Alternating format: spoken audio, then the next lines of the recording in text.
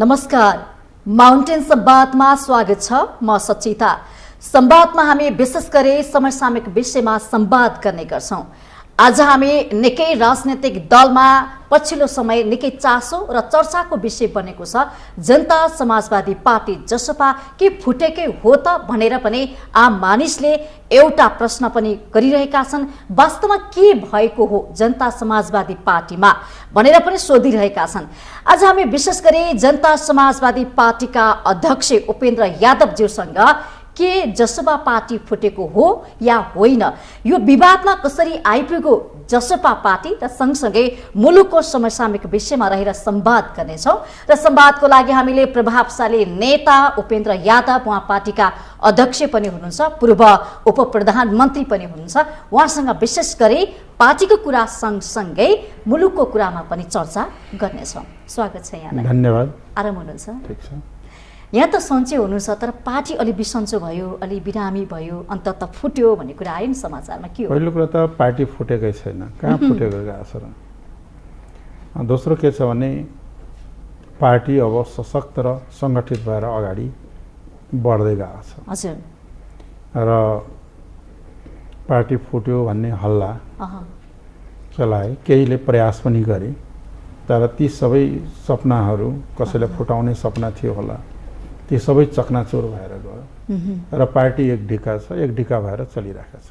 तर तपाईँले पार्टी फुटेको छैन भनिरहँदा यही टेबलमा बसेर मैले बाबुराम भट्टराईका एउटा प्रभावशाली नेतालाई मैले सोधेको थिएँ, जनता समाजवादी पार्टी जसपा कि फुटेको हो कि फुट्छ कि फुट्दैन भने सोद्धाखेरि जबकि तपाईँले वीरगन्जमा बैठक बोलाउनु भयो, त्यो बैठकबाट 9 जना नेताहरूलाई कारबाही गर्नुभयो नि। कारबाहीको निर्णय गरिसकेपछि उहाँले अब हामी सँगै बस्दैनौँ, पार्टी फुट्यो, अब हामी पुनर्गठन गर्छौँ भने उहाँहरू अलगिसक्नु भएको छ।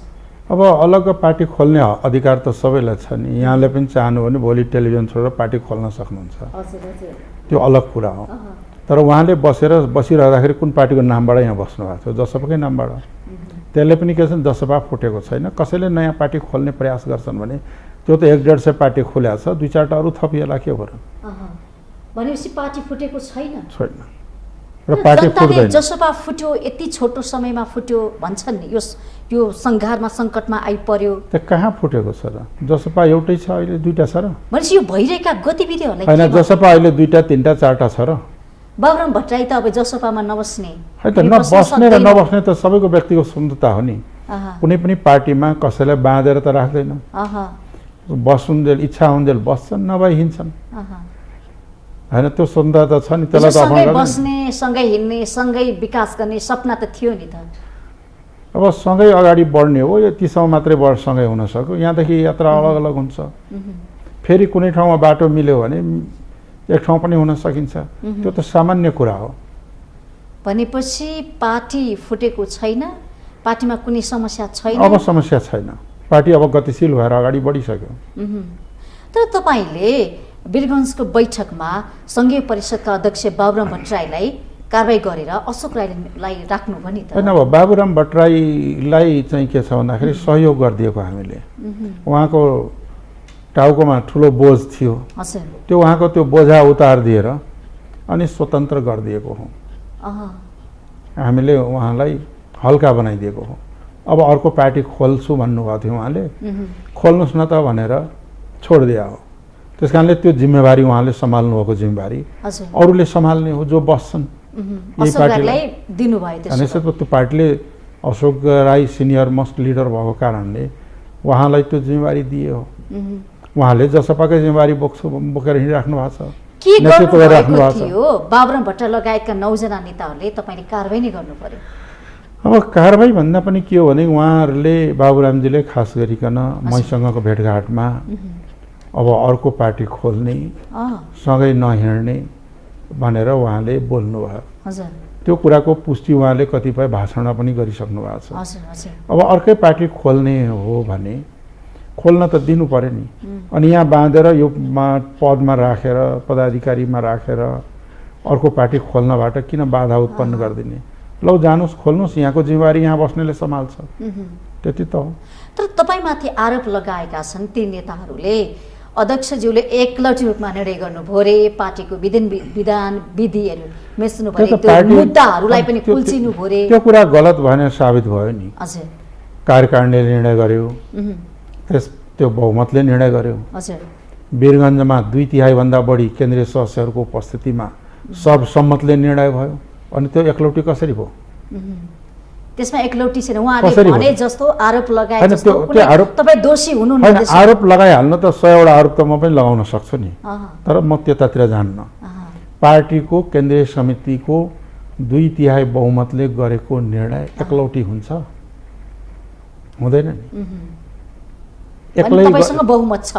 बहुमत मात्रै होइन, 2/3 बहुमतले वीरगञ्जमा निर्णय गरेको त क्लियरली यहाँहरूले पनि हेर्नु भएकै हो। अहँ।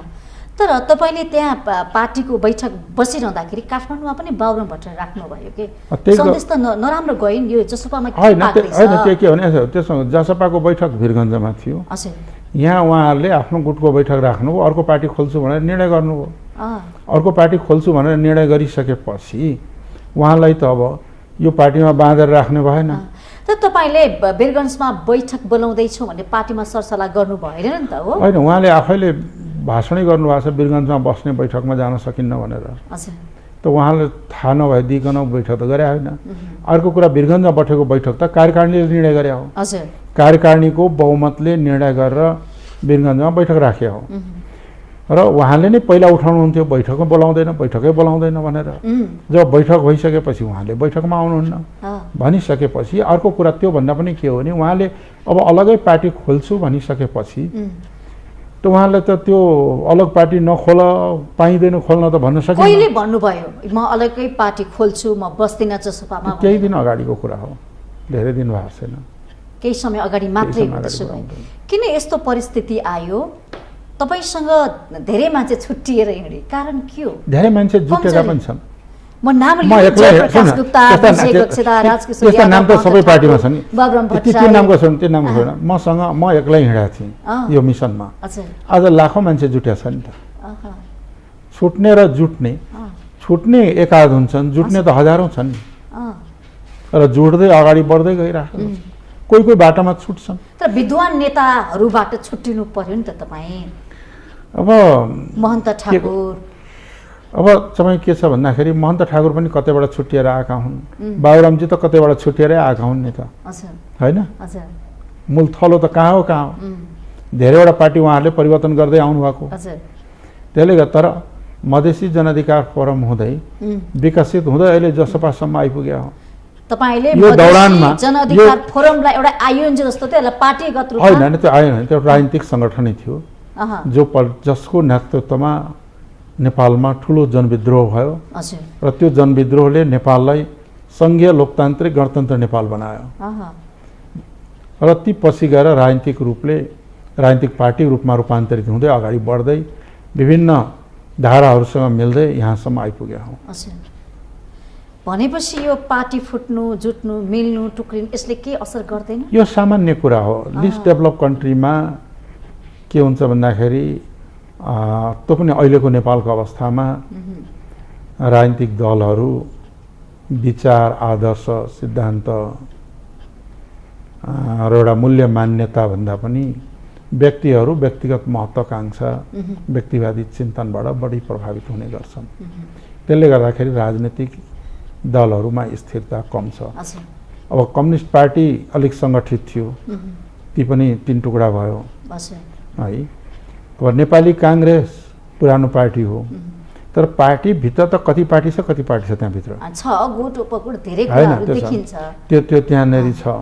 त्यसले गर्दाखेरि एकै दिशामा गएको सङ्ग्लो रूपमा अहिले नेपालमा पार्टी पाउन गाह्रो छ। यसले चाहिँ के हो त यो त भन्दाखेरि रोग हो नि त। अहिले त्यो आउँदैछ। यसले चाहिँ के गर्छ त भन्दाखेरि राजनीतिक दलहरूलाई संस्थागत रूपले विकास गर्नबाट अलिक कठिन बनाउँछ। हजुर दोस्रो के हो भने राजनीतिक स्थिरतालाई पनि कठिन भएको छ। जस्तो भनौँ न, अब कम्युनिस्ट पार्टी 3 टुक्रा भयो। हजुर कम्युनिस्ट पार्टीको 6 वटा प्रदेशमा सरकार, केन्द्रमा सरकार थियो, झन्डै 2/3 बहुमतको। आज 6 वटा प्रदेश गुम्यो, केन्द्र पनि गुम्यो भन्दाखेरि त्यसले पनि एक किसिमको चाहिँ चेन्ज त ल्यायो। हजुर र यसरी चेन्ज चाँडै हुनेले गर्दाखेरि पनि के हुँदो रहेछ भन्दाखेरि मुलुकले भोग्नु पर्दो रहेछ अस्थिरताको मार।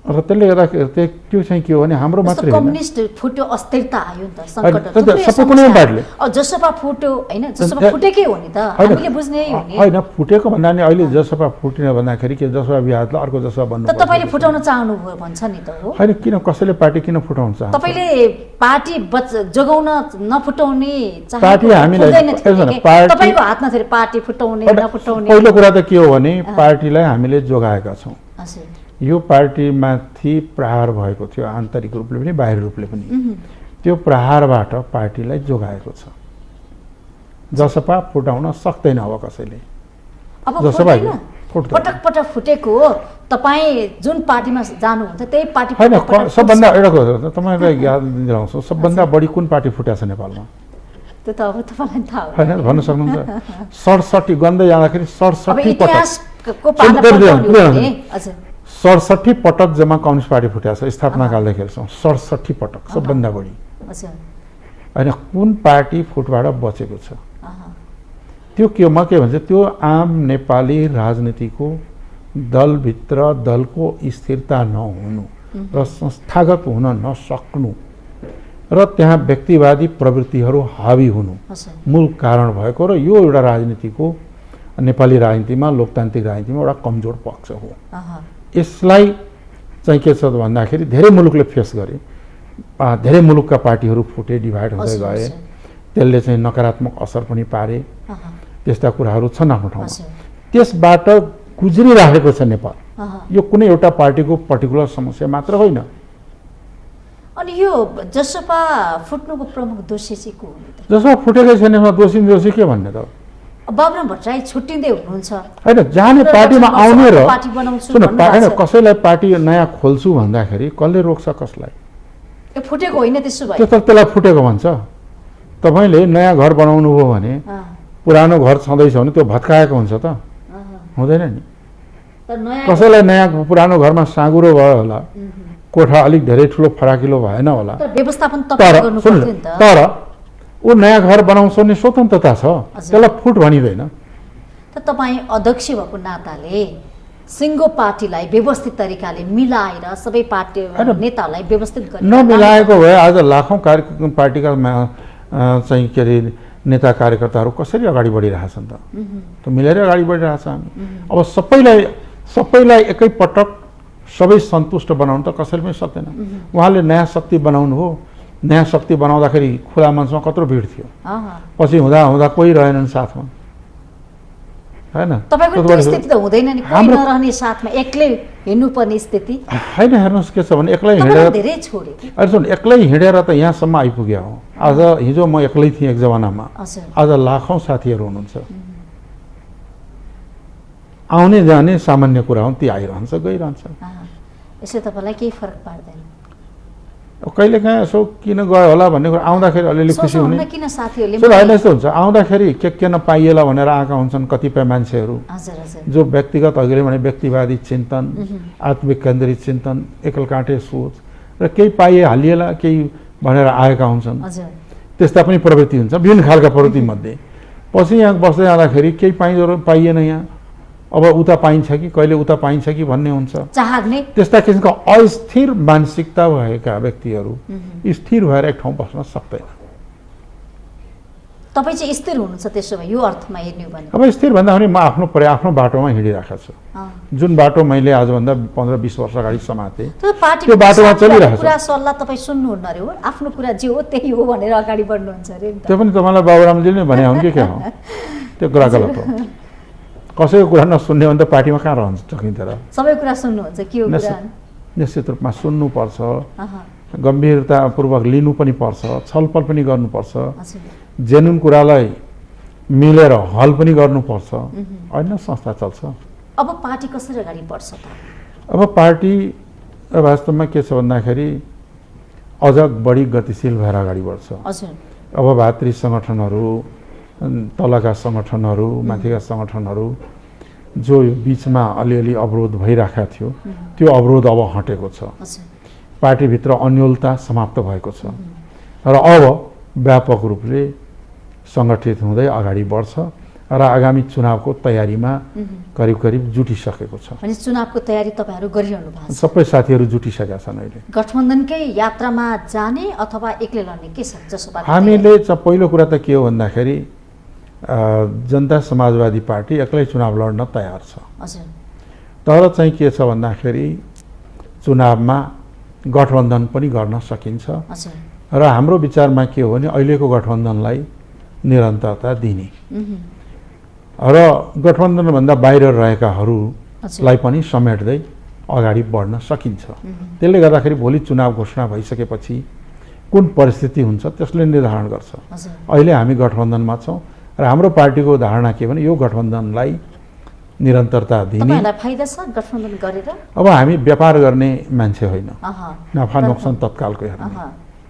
यो गठबन्धनबाट मुलुकले के पायो, के पाउन बाँकी छ भन्ने कुरा मूल्याङ्कन हुनु। मन्त्री पाए 6 महिनाको लागि हैन? खास के छ भन्दाखेरि मन्त्री त जुनसुकै मन्त्री बिनाको सरकार हुन्छ। ठिक छ, तर पाए छोटो समय होइन, छोटो समय लामो समय भन्ने कुरा के मन्त्री बिनाको सरकार त हुँदैन नि। राजनीतिक पार्टीहरू चुनाव लड्छन्, सरकारमा जान्छन्, यी सामान्य कुरा हो। यो बिनाको सरकार हुन्छ कहिले देख्नु भएको छ? हुँदैन, त्यो त मन्त्रीमण्डल विस्तार गर्नै परिहाल्छ। अनि कुन चाहिँ पार्टी चाहिँ सरकारमा जाँदैन र आउँदैन। तर अलि छोटो समय 6 महिनामा भयो अब 6 महिना 1 महिना भन्ने कुरा भद्रगोल स्थिति सिर्जना होइन। के छ अहिले प्रणाली त्यसलाई यसरी हेर्नुहोस्, के छ त भन्दाखेरि कुन परिस्थितिमा सरकार बन्यो र कुन परिस्थितिमा गठबन्धन भएको। जब मुलुकमा एकै पटक एउटै सरकारले चाहिँ के भन्दाखेरि संसदलाई भङ्ग गरे र सर्वोच्चले दिएको निर्णय अनुसार असंवैधानिक कार्य भयो र मुलुक लोकतन्त्र धरापमा पर्यो। त्यो बेला लोकतन्त्रलाई रक्षा गर्दै र लोकतान्त्रिक प्रणालीलाई अगाडि बढाउने भनेको सङ्घीय गणतन्त्रात्मक प्रणालीलाई अगाडि बढाउनलाई गठबन्धन बन्यो र त्यो कार्यमा गठबन्धन सफल भयो। त्यो सफल हुनुको अर्थ के हो भने देशलाई सबैलाई त्यो फाइदा हो जो लोकतन्त्रमाथि विश्वास राख्दछ। र त्यसपछि अब राजनीतिक स्थिरताको दौर सुरु हो र अब गठबन्धनमा रहेका कमी कमजोरीहरू पनि रहे। कतिपय कुराहरू राष्ट्रिय समस्याहरूको समाधान गर्नु पर्थ्यो, त्यो हुन सकेको छैन र संहितालाई संहितालाई कार्यान्वयन गर्न नागरिकता ऐन अहिले पनि छलफलमै छ। नागरिकता ऐन पारित गर्न, संघीय निजामती ऐन पारित गर्न र संघीयतालाई कार्यान्वयन गर्नका लागि प्रदेशलाई अधिकार सम्पन्न बनाउने जस्ता अत्यन्त महत्त्वपूर्ण कार्यहरू अहिलेसम्म गर्न सकेको छैन गठबन्धनले। यस विषयमा वर्तमान गठबन्धनले अवश्य नै छलफल र मूल्याङ्कन र यसको चाहिँ के छ भन्दाखेरि समीक्षा गर्नुपर्दछ। ती कुराहरू गर्न सकेका, तर लोकतन्त्रका रक्षाका लागि स्थानीय निर्वाचन सम्पन्न हुँदैन भनिरहेका थिए। संघीयता, सुशासन, समृद्धि, समाजवाद तपाईको पार्टीको नारा हो? अनि निश्चित रूपमा हो। अनि खोइ त अनि समाजवाद एक दिनमा आउँछ। एउटा हिस्सा त तपाई पनि हो नि। संघीयतालाई रक्षा गरेका हामीले नै ल्याएको संघीयता हो, यो रक्षा छ। सुशासन, अब समृद्धि भन्ने कुरा एक दिनमा पाउने कुरा होइन, यसका लागि प्रयत्न हुने कुरा हो, त्यो सधैँ छ। अब समाजवाद भन्ने कुरा चाहिँ के छ भने एक दिनमा, एक घन्टामा, एकैछिनमा नारा दिँदैमा समाजवाद गन्तव्य हो, त्यो लक्ष्य हो। लक्ष्य यात्रा गर्दै जाँदाखेरि पुगिने हो, अब्जेक्टिभ हो त्यो। ए गन्तव्यमा पुगिन्छ त अहिलेको जुन हाम्रो यात्रा यो अहिलेको परिस्थितिमा समाजवाद भन्ने कुरा गठबन्धनको यात्रा भनौँ होइन। गठबन्धनको यात्रा भने गठबन्धनमा त थरीथरीका विचारहरू छन्। कोही समाजवादका पक्षधर होला, कोही विरोधी होला, कोही के होला, त्यसमा पनि आफ्ना आफ्ना व्याख्या छन्। नेपाल भनेको के भन्दाखेरि अल्पविकसित मुलुक हो जहाँ गरिबी बेरोजगारीको उत्पीडन ठुलो छ। अर्को गरिब बेरोजगारी सँगसँगै आर्थिक पछौटेपन छ। त्यो सँगसँगै के छ भने जातीय, लैङ्गिक, सामाजिक, सांस्कृतिक विभेद र असमानता छ। यी कुराहरूलाई हल नगरिकन मुलुकलाई चाहिँ के सुशासन र समृद्धि र समानताको अधिकारको प्रत्याभूति नगराइकन समाजवादको दिशातर्फ, गन्तव्यतर्फ जाँदैन। त्यसका लागि अहिले प्रयास गर्ने हो र हाम्रो पार्टीको प्रयास नै त्यही हो कि विभेद र असमानतालाई अन्त्य गर्ने, समानता र सामाजिक न्यायमाथि एउटा सङ्घीय लोकतान्त्रिक गणतन्त्रलाई ड्राइभ गरेर अगाडि जाने, रूपान्तरित गरेर जाने र आर्थिक समृद्धि र समानताको मार्फत समाजवादको बाटोतर्फ जाने भनेको कुरा एकै दिनमा एकैछिनमा एउटै सरकारले प्राप्त गर्ने हुने। यो चाहिँ के छ भन्दाखेरि लामो गन्तव्यको यात्रा। तपाईँ पनि पटक पटक सत्तामा उप प्रधानमन्त्री परराष्ट्र मन्त्री भइसक्नु भएको व्यक्ति हो नि, तपाईँको अनुभवले के देखाउँछ? पदमा पुग्दा पनि हामीले किन प्रगति गर्न सकेनौँ, समृद्धि ल्याउन सकेनौँ? अब हामी कहिले 3 महिना कहिले 6 महिना यस्तै सरकारमा रह्यौँ र लामो समयसम्म बहुदलीय व्यवस्था आइसकेपछि नेपाली कङ्ग्रेस एमाले नेतृत्व गर्यो। प्रयास उहाँहरूले पनि गरे होला। कुनै पनि सरकारले मुलुकलाई दरिद्र बनाउँछु भन्ने त पक्कै पनि भन्दैनन् होला, तर ती प्रयासहरूमा कमी कमजोरी रहे, चाहे हामी सहभागी भएको होस् या नभएको होस्, त्यसलाई समीक्षा गरेर र पोलिसीलाई रिथिङ्क गर्नुपर्छ। हामीले पुरानो पोलिसी र पुरानै ढर्रालाई अगाडि बढाउने प्रयास गऱ्यौँ, जुन प्रयासले पुरानो ढर्राले नयाँ सामाजिक परिवर्तनलाई नेतृत्व दिँदैन।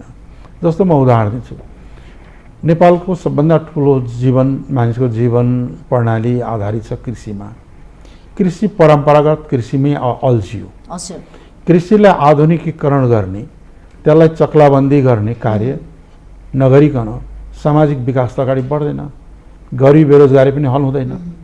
त्यस्तै गरिकन के थियो भन्दाखेरि पञ्चायत कालमा पनि इभन राजाकालमा पनि स्थापना भएका मुनाफामा चलेका या मित्र राष्ट्रहरूले स्थापित गरेका उद्योग धन्दाहरूलाई पुनर्सञ्चालन गर्ने कुरा पनि अगाडि बढ्न सकेन। त्यस सँगसँगै चाहिँ के हो त भन्दाखेरि नेपालमा रहेका साधन स्रोतलाई उपयोग गरेर साना मझौला उद्योगहरू पनि स्थापित हुन सकेन। यी कारणले के भयो कि हामी कहाँ रहेको ठुलो गरिबी र बेरोजगारी बढ्दै गयो र काम गर्ने युवाहरू नेपाल मुलुकभित्रै काम नपाएर विदेशिन बाध्य भए, अवसरका लागि बाध्य भयो। हामीले रोजगारीको स्थिति सिर्जना गर्न सकेनौँ, त्यो वातावरण बन्न सकेन। त्यो वातावरणको लागि आवश्यक के हो भन्दाखेरि पुँजीको आवश्यकता हो, जहाँ पनि आउँछ। तर पुँजी लगानीकर्ताहरू नेपालमा लगानी गर्न तयार, तर हाम्रो यहाँको लगानी मैत्री वातावरण बन्न नसक्दा र विश्वासिलो आधार कुनै पनि लगानीकर्ताले यो सोच्छ कि मैले त्यहाँ लगानी गरेँ भने त्यो सुरक्षित रहन्छ, त्यो सुरक्षाको प्रत्याभूति हुन नसक्नुको कारणले लगानी आउन सकेन। वैदेशिक लगानी भनौँ न, लगानी र प्रविधि आउन सकेन। नआउन सक्दाखेरि हाम्रो आन्तरिक लगानी पनि परिचालन त्यति राम्रो हुन सकेन र त्यसले सम्भव पनि भएन। जस्तो हाइड्रोकै क्षेत्रमा भन्यो भने हाइड्रोमा पनि लगानी थोरै आएको छ, कृषिमा लगानी छैन, एजुकेसनमा लगानी आएन। त्यस्तै गरिकन चाहिँ टुरिज्ममा ठुलो लगानीको जरुरी छ। यी लगानीहरूलाई अगाडि बढाएर डेभलप गरेर बाहिरीको लगानी आकर्षण गरेर आफ्ना लगानीलाई परिचालन गरेर यदि डेभलप गर्ने बाटोतर्फ जान सक्ने हो भने नेपाल गरिब मुलुक रहँदैन। सम्भावना धेरै छ। यसको सम्भावना संसारको समृद्ध मुलुकको ढाँचामा पुग्ने छ। तर विगतकादेखि भएका प्लानिङ र त्यसका इम्प्लिमेन्टेसनमा त्रुटि रह्यो र अर्को यहाँले अघि भन्दै हुन्थ्यो नि 6-6 महिना 3-3 महिना, त्यो सरकारको अस्थिरताका कारणले पनि हुन सकेन, सकेन। त्यस कारणले चाहिँ के छ भने अब हामीले पुनर्विचार गर्नुपर्छ। त्यस कारणले हामी भन्छौँ कि हामीले जुन संसदीय प्रणाली अपनायौँ यसले राजनीतिक अस्थिरता हमेसा कायम गर्यो। 2/3 सरकार पनि नचल्ने, बहुमतको सरकार पनि चल्ने, अल्पमतको सरकार पनि चल्ने, एउटै सरकारले पनि आफ्नो कार्यकाल पुरा नगर्ने, यस्तो अस्थिरता रह्यो भने यसले सोझै असर विकास र निर्माणमा गर्छ। त्यस कारणले यसको विकल्प सोच्ने कि हामीले शासकीय स्वरूप फेर्ने कि हामीले चाहिँ शासकीय स्वरूप राजनीतिक स्थिरताका लागि समृद्धिको यात्राका लागि बदल्नुपर्छ भनिरहेछौँ। हामीले जनताबाट प्रत्यक्ष निर्वाचित कार्यकारिणी राष्ट्रपति हुने र उनले विज्ञहरू लिएर सरकार बनाउने भने त्यो सरकार आफ्नो कार्यकालभरि चल्छ। अर्कोतर्फ के भने अहिलेको निर्वाचन प्रणाली विकृतिमूलक छ, त्यसै पनि कति विकृति छ यहाँहरू हेरिराख्नु भएको छ, यसलाई करेक्सन गरेर अर्को निर्वाचन प्रणालीमा लाने कि भन्ने कुराहरू सिफ्ट गर्नु छ। त्यस कारणले नेपालको के हो भन्दाखेरि समग्र रूपमा आर्थिक समृद्धि विकासका लागि हामीले लिएको नीति जुन छ, राज्यले लिएको नीति, यसमा पुनर्विचार गर्नै पर्छ। अर्को राजनीतिक प्रणालीमा भनेको निर्वाचन प्रणाली, शासकीय स्वरूप, न्याय प्रणाली, भूमि व्यवस्था लगायतका क्षेत्रमा हामीले पोलिसी सिफ्ट नगरिकन नयाँ पुरानोलाई छोडेर नयाँ पोलिसी नल्याइकन अगाडि बढ्न सक्दैन। त्यस कारणले चाहिँ यो कार्य गर्ने भनेको एकजना दुईजना एउटा पार्टी दुईटा पार्टीले मात्रै हुँदैन, समग्र रूपले यसमा चाहिँ कलेक्टिभ एफर्ट जानुपर्छ, राष्ट्रिय सहमतिमा जानुपर्छ। तपाईँलाई एउटा के आरोप पनि लाग्छ भने तपाईँ मधेसबाट राजनीति गर्नुहुन्छ होइन, तर यो मधेसी नाम हटाउनु भयो नि, मधेसी जनता चित्त दुखाएका छन् कि? अब मधेसमै जन्मियो, पहाडमा जन्मिएन है, र मधेसमा जन्मेपछि मधेसी हो र मधेसीहरूको आफ्नै सभ्यता संस्कृति इतिहास पहिचान रहेको छ। त्यसलाई कायम गर्ने र तिनको अधिकार तिनको चाहिँ सुनिश्चित गराउनेदेखि लिएर विभेद असमानतालाई अन्त्य गर्ने लडाइँ लड्दै यहाँसम्म आइपुग्यो। र त्यो लडाइँमा मधेसी मात्र होइन, जनजाति, आदिवासी, महिला, पिछडा वर्ग, धेरै समुदायहरू पनि शोषित पीडित हिमाल पहाडमा पनि समेत छन्। ती सबैलाई जोडेर उत्पीडित वर्ग र जाति र समुदायको मुक्तिको लागि लड्दाखेरि सबैलाई जोड्ने हो। त एउटा शब्दले मात्रै त जोडिन्न त्यो सबै, र सबैलाई जोड्ने, तर मूल कुरा मधेसी शब्द होइन, मधेसको मुद्दा हो। त्यो मुद्दालाई समेत लिएर अगाडि बढ्ने अभियानमा हामी लागेका छौँ। मुद्दा कतै विचलित, मुद्दामा त विचलित हराउने सम्भवै छैन, मुद्दा त झन् जोड्नु। यो मधेसका मुद्दाहरू चाहिँ सत्तामा चढ्ने भर्याङ भए भन्छन्। हेर्नुहोस्, तपाईँलाई मधेसी मन नपर्न सक्छ है, जे भन्दा पनि हो, तर त्यो होइन। मधेस आन्दोलन नभएदेखि नेपाल सङ्घीय गणतन्त्र हुन्थ्यो। आज जुन महिलाले 33% भागीदारी पाएको छ, पाउँथ्यो, त्यो मधेस मुद्दा आन्दोलनपछि भएका सम्झौताले नै हो आएको। यो आज सरकारी सेवामा जुन अवसरहरूको सिर्जना भएको छ उपेक्षित समुदायका लागि, त्यो मधेस आन्दोलनकै देन हो नि। त्यो मधेस पनि हिमाल पनि पहाडले पनि पाएको छ नि। अर्को मधेसी जनताको प्रश्न तपाईलाई म गर्छु, त्यो अवसर त त्यही आन्दोलनले दिलाएको नि, अरू आन्दोलनले दिलाएको होइन।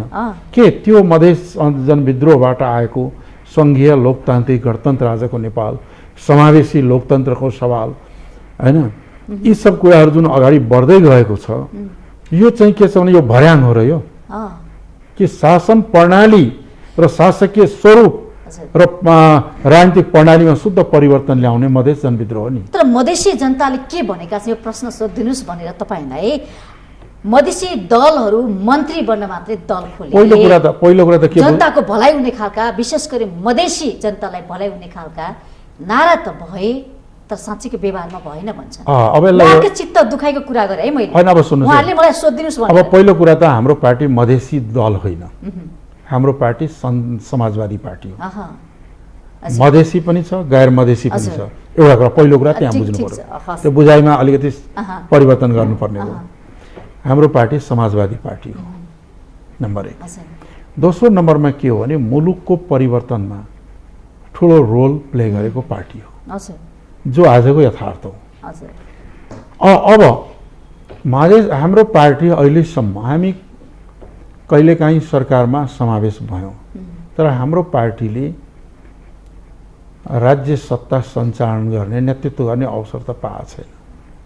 जसले यो देशको नीति निर्माण गर्ने अवसर पाएको छ, राज्यको नेतृत्व गर्ने अवसर पाएको छ, जसको नीति कार्यान्वयन भएको छ, त्यो त्यसको जिम्मेवार हो। मधेस मात्र होइन, पहाड र हिमालको पनि। आज तपाईँ जानु अहिले कर्णालीमा जानु हो भने, कर्णालीमा जानु हो भने, जुम्लातिर हुम्लातिर लगायत जानु हो भने, आधारभूत मानवीय जीवनभन्दा पनि धेरै तल त्यहाँको जीवन प्रणाली छ। आज हिमाली क्षेत्रमा जानु धेरै जीवन प्रणाली छ। आज यी काठमाडौँको छेउमै तपाईँको काठमाडौँ जिल्लैमा त्यो पटुवार गाउँहरू जानु हो, तारकेश्वरीको माथि जानु हो भने तपाईँलाई लाग्छ यो नेपाल हो कि अर्कै मुलुक हो। त्यहाँको बासिन्दाको जीवनस्तर, काठमाडौँमा भन्छु, अन्त कुरै छोडिदिनु, त्यहाँको जीवनस्तर अहिले पनि मध्ययुगीन कालीन छ। अहिले पनि सडक पेटीमा बेलुका रात अहिले पनि काठमाडौँ जिल्लामा भने म त गएर आएको छु। त्यही तपाईँलाई यहाँ जामान लाग्यो भने कहिले पनि तारकेश्वरी नगरपालिकाको माथि पटुवार गाउँमा जानु हो भने त्यहाँ होला, त्यहाँको मानिसहरूको जीवन प्रणाली यति जर्जर छ कि यो लाग्छ कि मध्ययुगीन कालीन हो। त्यो जिम्मेवार के मधेसको मान्छेले गर्दा हो कि यहाँ जुन शासक वर्ग र शासक जातिले जसले 250 वर्षदेखि मुलुकमा राज्य गर्दै अहिलेसम्म गर्दै आएको छ, जसको हातमा शासन, सत्ता, प्रशासन, अर्थतन्त्र, सैन्यतन्त्र राजनीतिक प्रशासनिक तन्त्र जसको हातमा छ त्यो त्यसको लागि रेस्पोन्सिबल हो नि। मधेसको जनताले आफ्नो हकका लागि लडे, हामी आफ्नो हकका लडेर छौँ। हामीले त्यसको जिम्मेवारी लिने कि जसले शासन सत्ता शक्ति सम्हालेर वर्षौँदेखि सैकडौँदेखि वर्षदेखि बसेको छ त्यसले जिम्मेवारी लिने। त्यसको कुप्रभाव मधेसमा पनि छ र पहाडमा पनि छ, हिमालमा पनि छ। त्यस कारणले यो समग्रमै छ, कुनै एउटा पर्टिकुलर कुरा छ। जहाँसम्म मधेसको अधिकार त त्यसको लागि लड्दैछ, त्यहाँ के छ त्यसलाई त्यो हकको लागि अगाडि बढ्दैछ। अब जनजातिहरू अगाडि बढ्न थाल्यो, अब अरू पनि बढ्न चाहन्छ। र यी काठमाडौँ अन्त किन जानुहुन्छ, यही काठमाडौँमा हेर्नु भने ज्यापुहरू या तपाईँको पोडे च्यामे विभिन्न नामबाट चिनिने समुदायहरू, तिनको अवस्था के छ काठमाडौँमा? मधेसको कुरा किन गर्नु छ? 50 वर्ष जुन थियो अहिले पनि त्यही छ। रहन त्यसको रेस्पोन्सिबिलिटी कसले लिने? भक्तपुरको सानो ठिमीमा हेर्न जाउँ भने त्यहाँका नेवार जातिहरूको त्यो कहाँ कुन अवस्थामा छ? शिक्षा, स्वास्थ्य जस्ता आधारभूत चेतनाबाट वञ्चित त काठमाडौँमै छ, महानगरमा। कहाँ मधेसको कुरा गर्नुहुन्छ? तर मधेसका जनताले मधेसका जनताको सैकडौँ वर्षदेखि काठमाडौँका शासक वर्गले शोषण, दमन र दोहन गर्यो। दोहन गरेर काठमाडौँमा अग्ला बिल्डिङ बनाए, मधेसी जनताका दोहन गरे, अधिकारविहीन बनाएर राखे, नागरिकताविहीन बनाएर राखेको छ होइन। होइन, नागरिकता नदिनु राज्यको बैमानी हो। कुनै पनि अहिले अन्तर्राष्ट्रिय कानुनमा पनि कुनै पनि व्यक्तिलाई नागरिकताविहीन र राज्यविहीन बनाउने भनेको मानवता विरोधी अपराध हो। त्यस कारणले यो दिने काम त राज्यको हो नि। राज्यले तुरुन्त नागरिकता दिनु पर्दछ नेपाली नागरिकलाई। र त्यसका लागि जो नागरिक हो उसलाई नागरिकता दिने, कस्तो व्यक्ति होस्, अग्लो होस्, गोरो होस्, कालो होस्, जस्तो सुकै होस् न, जो नेपालको नागरिक हो उसलाई नागरिकता दिनै पर्छ। त्यसका लागि चाहिँ के छ भने राज्यले विभेद गर्दै आएको छ। यो विभेद अन्त्य हुनुपर्छ भने हामीले विशेष गरी मधेसी समुदायले भोगेको छ, पहाडी समुदाय पनि छ। तपाईँले एउटा म स्मरण गराउन चाहन्छु, मधेस आन्दोलन भयो र सँग सरकारको त्यो प्रधानमन्त्री गिरिजाप्रसाद कोइरालाजी हुनुहुन्थ्यो, उहाँको बिचमा सम्झौता भयो। हाम्रो सम्झौता अनुसार गाउँ टोली पठाएर नागरिकता दिने कुरा भयो।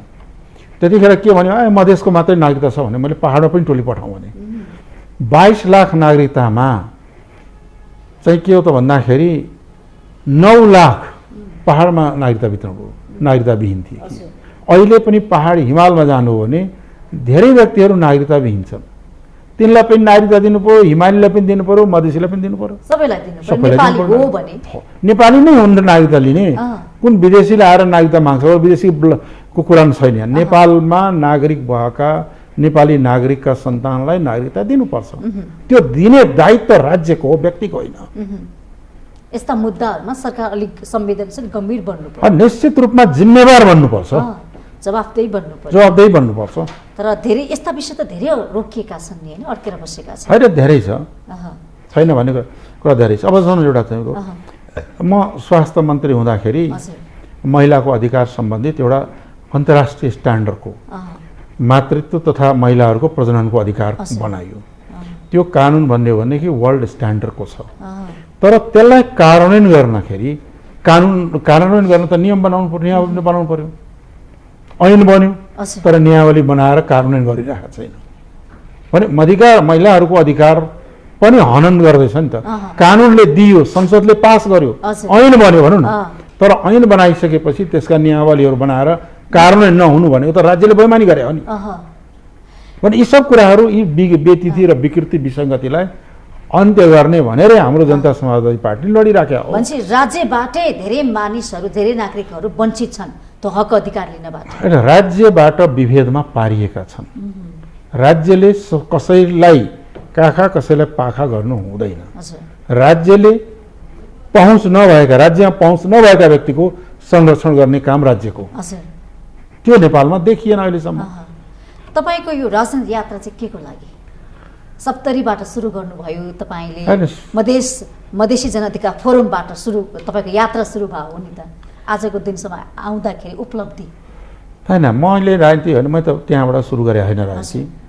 मैले राजनीति सुरु गरेको कम्युनिस्ट आन्दोलनबाट हो। विद्यार्थी पढ्दा, कलेज पढ्दैखेरि, स्कुल पढ्दैखेरि। र मलाई राजनीतिमा प्रेरणा दिने तपाईँको पुष्पलालजी हुनुहुन्थ्यो। जो कम्युनिस्ट पार्टीका संस्थापक हुनुहुन्थ्यो, उहाँबाट लागेको।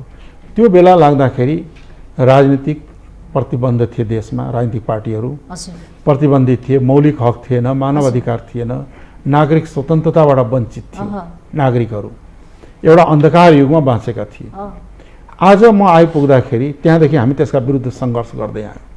आज आइपुग्दाखेरि नेपाल सङ्घीय लोकतान्त्रिक गणतन्त्र छ, नागरिक स्वतन्त्रता छ, लोकतन्त्र छ, यो ठाउँमा प्रवेश पुग्यो भन्दाखेरि एउटा व्यक्तिको जीवनमा यसलाई ठुलै उपलब्धि मान्नुपर्छ र यो उपलब्धि कम छैन। निरङ्कुश राजतन्त्रबाट राजनीति या निरङ्कुश राजतन्त्रको विरुद्ध, निरङ्कुश निर्दलीय पञ्चायत व्यवस्थाका विरुद्धको राजनीति सङ्घर्ष गर्दै गर्दै गर्दै आउँदाखेरि अहिले हाम्रै जीवनमा नेपाल सङ्घीय लोकतान्त्रिक गणतन्त्र बन्यो, समावेशी नेपालको प्रणालीमा अगाडि प्रवेश गर्यो। यो यात्राले भन्यो भने यसलाई उपलब्धिपूर्ण नै म मान्दछु। यद्यपि यो पर्याप्त होइन, तर यसलाई म तपाईको जनआन्दोलनले, तपाईको सोध्छु म, तपाईँ एक्लै लडेको मान्छे, जनआन्दोलन गरेको मान्छे, सङ्घर्ष गरेको मान्छे, अनि एक्लै लडेको, एक्लै सुरु गरेर हिँडेको। मैले कम्युनिस्ट पार्टी त्यतिखेर एमाले थियो, पहिला हुन त पार्टी मिल्दै मिल्दै गएर पहिला मार्क्सवादी माले मिलेर एमाले बन्दै गयो र त्यो पार्टी छोडेर यो मिसनमा लाग्दाखेरि म एक्लै थिएँ, एक्लै हिँडेको। के देखेर, के सपना बोकेर तपाईँ? हैन, यो विभेद र असमानताको विरुद्ध एक्लै भए पनि लड्छु भनेर। तपाईको सोच हिजोको त्यो बेलामा के थियो, आज के छ? हैन, त्यो विभेद, असमानता, उत्पीडन को विरुद्ध लड्ने, समानता, सामाजिक न्यायका लागि लड्ने भनेर हिँडेको। हिँड्दै जाँदाखेरि साथीहरू जुट्दै गए, कति चप्पल चुट्टियो होला, हैन, जुट्दै गए। आज लाखौं साथीहरू यो अभियानमा लाग्नु भएको छ भन्दाखेरि यसमा मलाई कुनै सफलता प्राप्त कुनै चाहिँ के छ भन्दाखेरि पछुतो छैन। म खुसी यस मानेमा म चाहिँ भाग्यमानी ठान्छु आफूलाई। जुन सोच विचार बोकेर राजनीतिमा हाम फाल्नु भयो, तपाईँ सफलै हुन्छ। त्यसो भए उपलब्धि यसलाई सफल असफल भने इतिहासले मूल्याङ्कन गर्यो। मैले प्रयास इमान्दारितापूर्वक गरिरहेको छु, गरिरहन्छु, अझै गर्नुहुन्छ निश्चित रूपमा। बाँचुन्जेल सङ्घर्ष गर्ने, विभेदका विरुद्ध लड्ने, चाहे त्यो विभेद मधेसी समुदायमाथि होस्, चाहे आदिवासी जनजातिमाथि होस्, चाहे महिलामाथि होस्, चाहे अल्पसङ्ख्यक समुदायमाथि होस्, चाहे उत्पीडित जातिहरूको माथिको होस्, यो विभेदको विरुद्ध लड्ने नै अभियानमा हिँडेको। तपाईको चाहना चाहिँ के छ आजभोलि? हामीहरूको विचार छ हैन, मैले यो विभेदलाई समाप्त पारेर समानता, स्वतन्त्रता र भ्रातृत्व, जुन फ्रेन्च रेभोल्युसनको एउटा सन्देश थियो, त्यसलाई मैले चाहिँ भन्थ्यो स्वतन्त्रता, समानता, सामाजिक न्याय सहितको विभेद रहित सङ्घीय लोकतान्त्रिक गणतन्त्र अगाडि बढोस् भन्ने प्रयासमा लागेका छौँ। अब तपाईँले अस्ति मात्रै एउटा कार्यक्रममा बोल्नु भएको छ, नेकपा फुट्नुमा